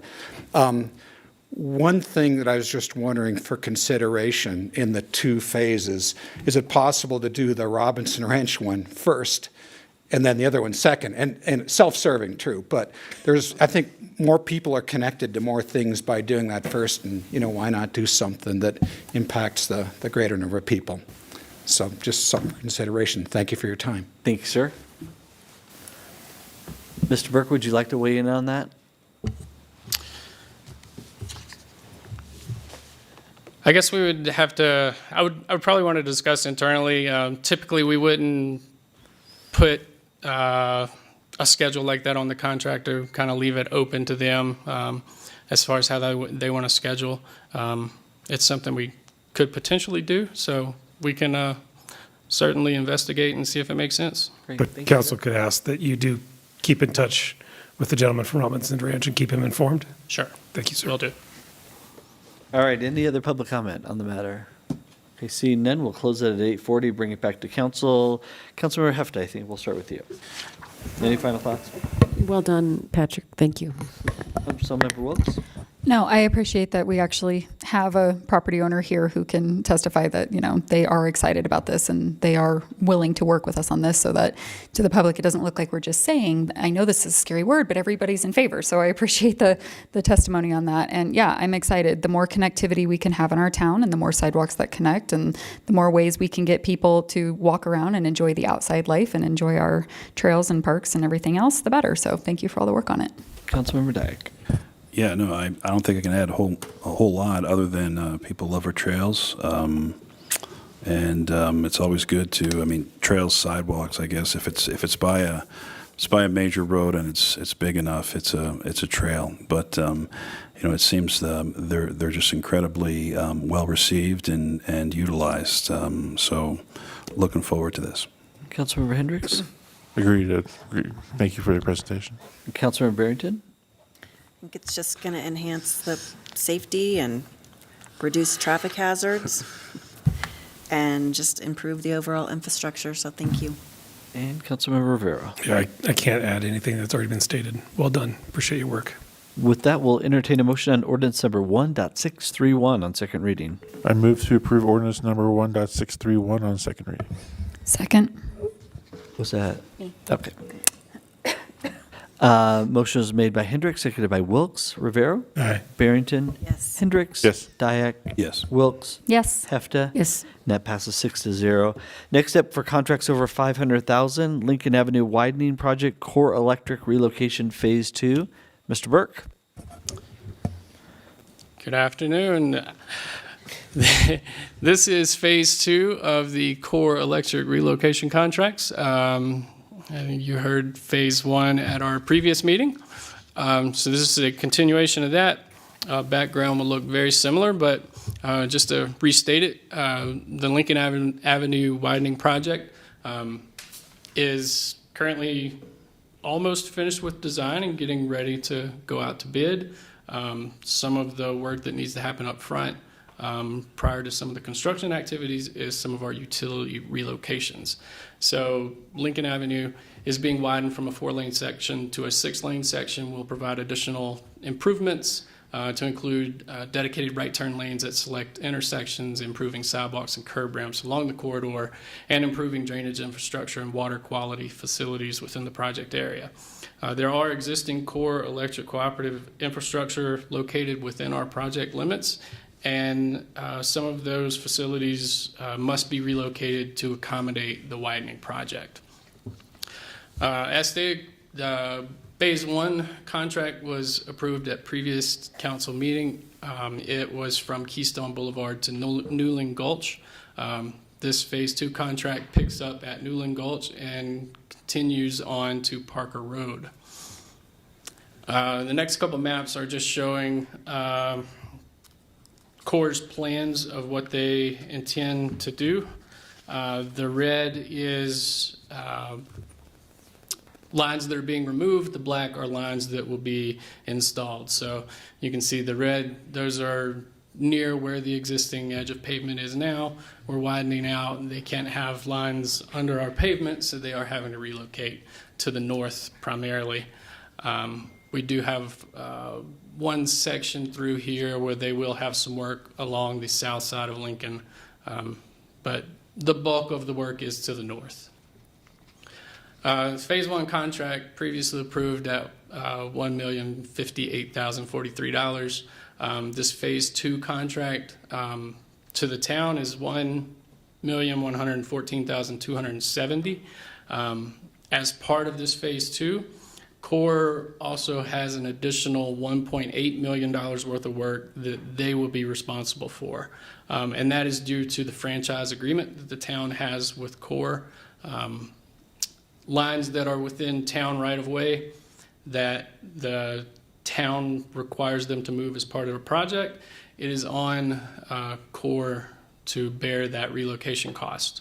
If their lines are within easements that they own and we require them to relocate, we have to pay, the town has to pay them to relocate their facilities. So that's why this one was split up. So they do have a financial responsibility in this second phase. So some of the work in Phase 2 will occur concurrently with the roadway project. Core will be utilizing one of their contractors to complete the work.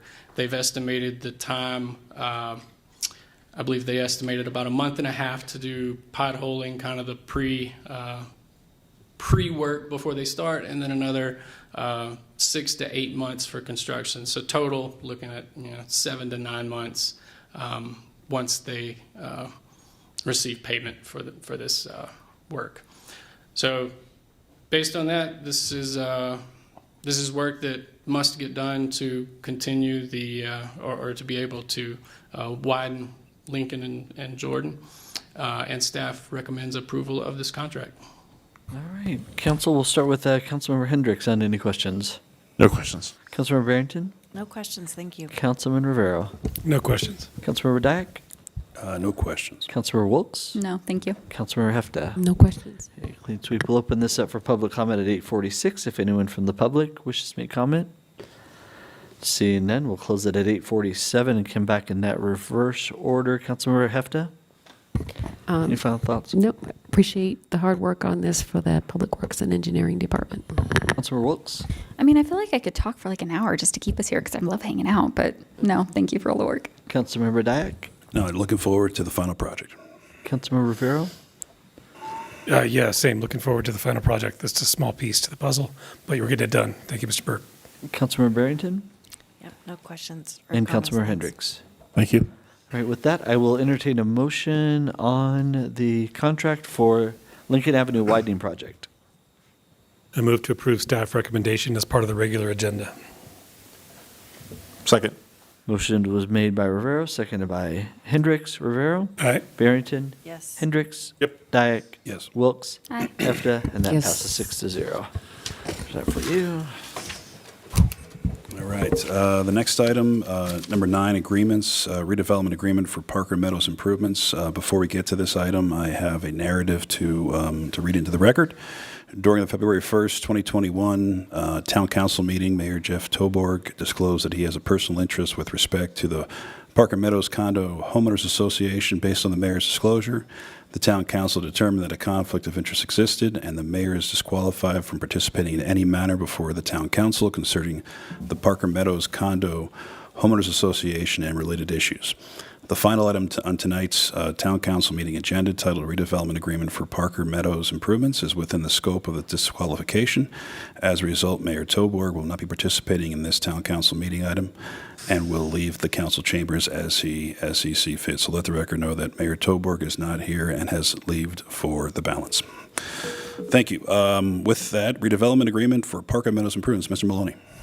Good evening, Mayor Pro Tem and Council. Good evening. So last council meeting on October 7th, you passed ordinance number 1.628 to provide notice to the Parker Meadows Condominium Association of the town's intent to acquire right-of-way owned by the association to improve Beckett Drive and Brompton Way. Currently, Beckett Drive is a private street that provides the only access to 171 residential units. Under the town's public safety standards, residential units should be served by 2 points of access. The fire district has encountered challenges in the past accessing Beckett Drive, again, since it only has 1 point of access. The town plans to provide 2 points of access by acquiring Beckett Drive and a strip of land currently being used for parking, which is Brompton Way, and that will be a connection to Woodman Drive. Beckett Drive and the land area contained within Brompton Way currently provide parking for residents of the association. In order to maintain this parking for the sole benefit of the residents, the town plans to license the association to use the Beckett Drive area for a continuation of parking, as well as the southern portion of Beckett Drive. There will be no reduction in the current amount of parking for the residents of the association. The improvements for Beckett Drive and Brompton Way include milling the existing asphalt pavement, asphalt overlay, curb and gutter, and sidewalk improvements, as well as tree removal. The amount budgeted for the project is approximately $1 million. The town has been discussing this project with the association on and off for the past few years, including negotiations related to a redevelopment agreement. Following Town Council's approval of ordinance number 1.628, the association approved the redevelopment agreement that is in your packet this evening, and if you noted, the agreement that's in your packet has been signed by the association.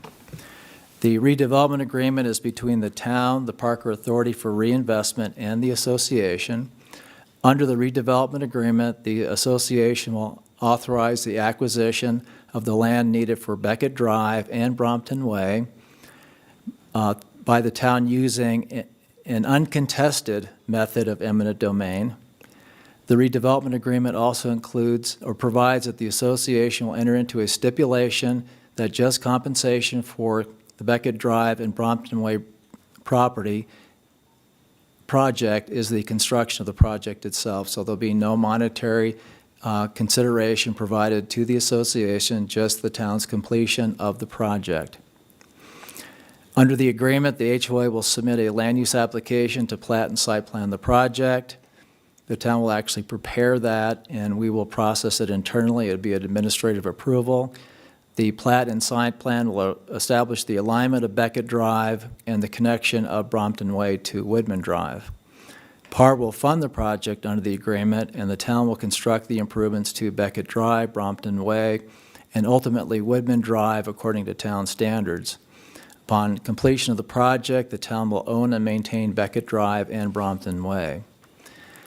Subject to conclusions of negotiations with the Parker Water and Sanitation District, which is the current owner of Woodman Drive, the town will also assume the ownership and maintenance of Woodman Drive.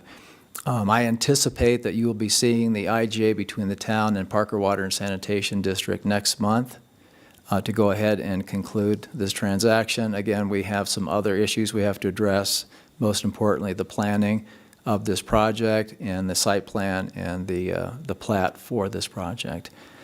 Any questions, Mayor Pro Tem, Council? Thank you very much. Councilmember Rivera? I have no questions. I have no questions either. Thank you. No questions. Wow. Just, I know you touched on that no parking spots is going to be lost. I just want to make sure that the parking that's being reassigned, it's owned by the HOA. It's not owned by individual people, correct? That is correct. It's part of the common ownership. Perfect. Thank you. And just very briefly, history on this particular subdivision, HOA area. So my understanding is that this property was developed in the county according to the county's standards, was actually constructed, and it was later annexed by the town. Had it been developed in the town, there would have been 2 points of access, but unfortunately that's not what has happened. So that is why we want to go ahead and put together a redevelopment project to go ahead and provide those 2 points of access. And then with the development of Brompton Way connecting to Woodman Drive, we ultimately hope to continue Brompton Way up to the north for other connections. So I think we'll have a much improved traffic situation in that particular area. Great. Seeing no other questions, open it up to public comment. Anyone who has public comment, please approach at this point in time. Seeing none, we'll close public comment 8:54 and bring it back. Final comments, deliberation. Councilmember Hefton. Yeah, the town of Parker is extremely reasonable in working with citizens and residents and HOAs. And many times folks come to us and ask us for improvements and help, but they can't always accomplish what they want to accomplish. And in this particular case, that could reflect some of the facts on this matter. So I'm in favor of this improvement for safety purposes, and in the way we are also conducting this with PAR monies as well, to help this community have 2 points of access for safety. Thank you. Councilmember Wilkes. Yeah, when I look at the map of this, it looks like the current road to Beckett, it's not an easy one to get to. You have to wind through an already existing residential, which to me adds minutes to a response time. And when somebody's got an emergency, safety, we got to get to them fast. So I'm in favor of being able to allow a second egress, which is right there off of a main artery road, and get the people the help they need faster. So thank you for this. Councilmember Hendricks. I agree with my council members. Thank you. Councilmember Barrington. I'm in favor, and thank you for figuring out how to get it done. Councilmember Rivera. Yeah, it comes down to safety. As we heard in the last hearing from Assistant Fire Marshal from South Metro, it's a much-needed improvement. Getting a truck not only down there, but having to back in or back out a truck. If another more important call was received, et cetera, it is a life safety issue specifically for me, and I am in favor. So with other comments, I'm happy to entertain a motion. I move to approve the staff recommendation as part of consent agenda. And just a note, I think that the motion was incorrect. It should be as part of the regular agenda. I move to amend my motion. I move to approve the staff recommendation as part of the regular agenda. Of course, it should have. I'm getting tired. Second. All right, we have a motion by Councilmember Rivera, a second by Councilmember Hendricks. Councilmember Hefton. Yes. Councilmember Wilkes. Aye. Councilmember Diak's a yes. Councilmember Hendricks. Yes. Councilmember Barrington. Yes. Councilmember Rivera. Yes. So we have a 6-0 unanimous vote. Thank you. Jamie Point, a little bit of help. I cannot adjourn the meeting. I have to recess, correct? Because we have to go back. Correct. We'll recess since we're going back into exec, but then we'll go ahead and do the PAR Okay. meeting. So I'm happy to entertain a motion to recess the town council meeting. So moved. Second. Thank you. We have a motion by Councilmember Rivera, a second by Councilmember Wilkes. Councilmember Rivera. Aye. Councilmember Barrington. Yes. Councilmember Hendricks. Yes. Councilmember Diak is a yes. Councilmember Wilkes. Aye. Councilmember Hefton. Yes. 6.